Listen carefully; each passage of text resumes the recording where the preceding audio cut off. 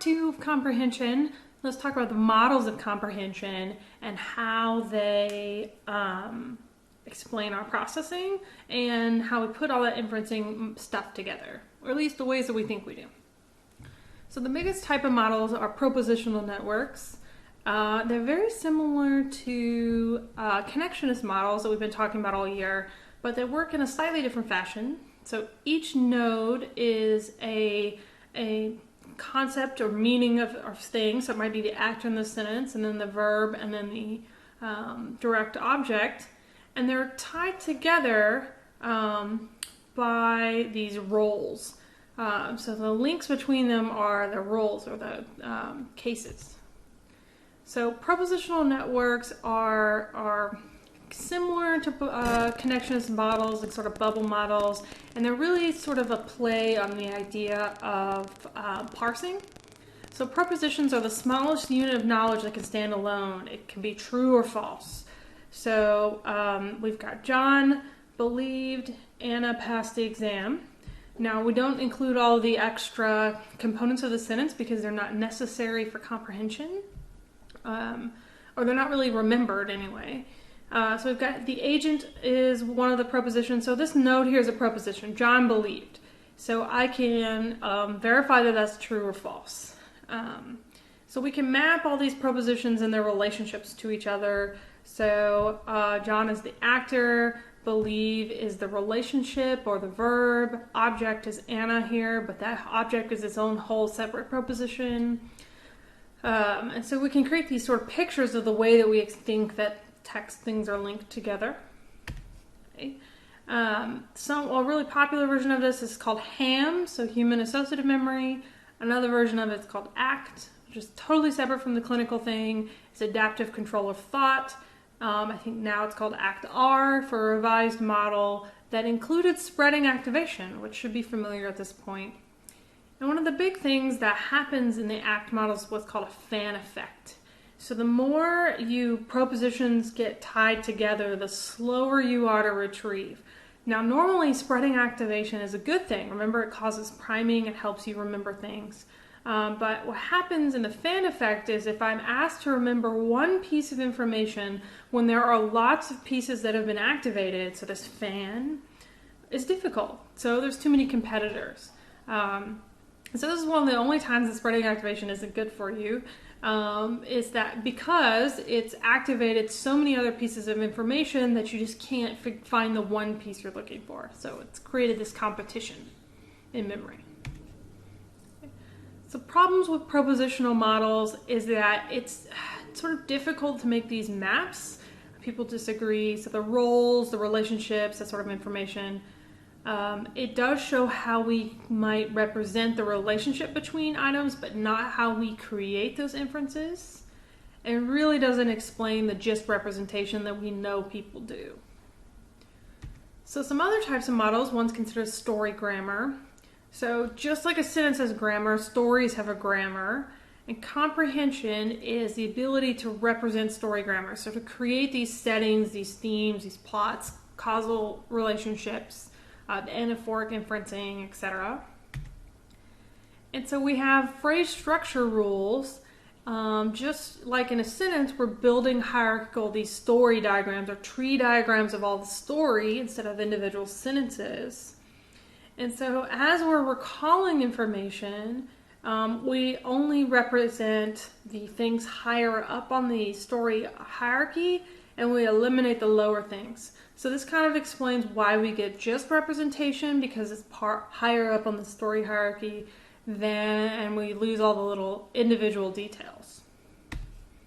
Okay. Problem with this model is still this idea of rules. So how do we create these hierarchies? And the idea was that it was so complex that we just didn't think that people worked that way. So stories are really context dependent, so it's hard to make this idea consistent on grammar. And so grammar, in the sense of sentences, is very consistent. It has these set rules. But for story grammar, we couldn't really make that same thing happen, so it was difficult to test this idea. One of the most popular models is the situational model versus propositions. Situation model has kind of stood the test of time, if you will. These people always talk about the situation model. So information is represented propositionally, so it's a different type of proposition model. And it's really creating a mental world of what's going on. So this is the idea that you create the little mini running movie in your head of what's happening. Especially for spatial relationships, our understanding of this happened here versus this happened here. So that mental model is going to represent spatial, causal, and temporal information about the goals and the characteristics of people, as well as integrating background information into that model. So it kind of, again, creates a mental movie.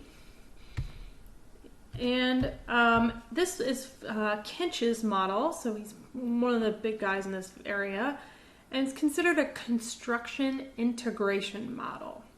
And so it takes this idea of these networks, these mental pictures, schema, which is our sort of background information about the world, and says we take all that together and we construction paper, diagram, a little diorama of what's happening.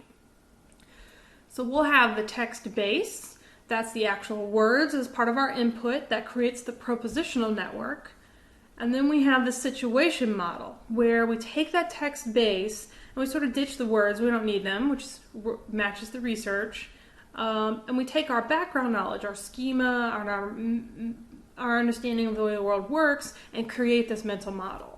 So the situation model is where we take that text base and sort of transform it into that picture of the movie of what's happening. And so it creates a coherence graph, which is a network of these connected propositions. So the microstructure of the situational model is these connected propositions, and we're looking for overlap between them. And if there's overlap, we create new little mini microstructures. If there's no overlap, we have to inference them together somehow. Otherwise, you will say the text doesn't make any sense.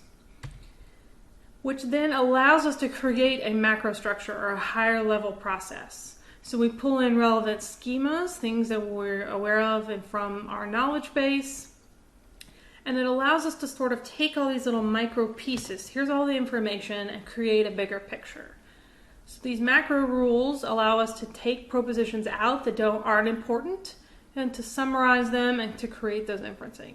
So it just really takes everything and pulls it together. Scripts are our understanding of the way things are supposed to work. So you have things like a restaurant script, so you know you're supposed to have a waiter. So scripts sort of provide thematic roles, much like a written script for a movie would. So scripts allow us to fill in those macro rules based on the micro structure going on underneath. So the phases of this model, or the sort of steps, is that we have construction. So we're activating our word meanings, creating these propositions, combining them together based on inferences.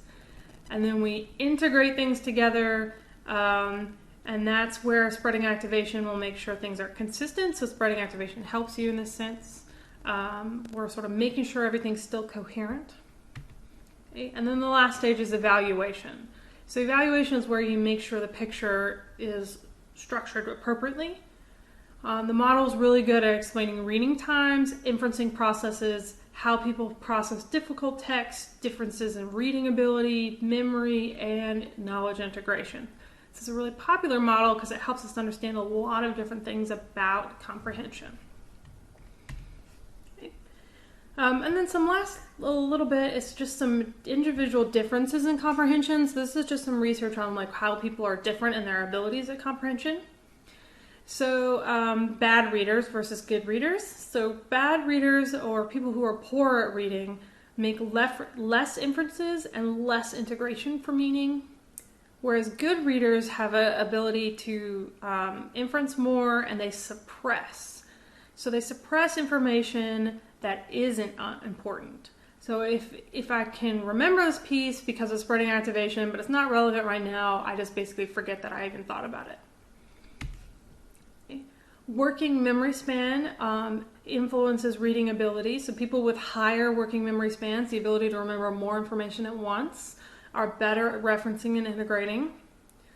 Expertise improves your comprehension ability because it's much easier to integrate background knowledge because you have more of it and you know what to pull in more often, so you know what's important.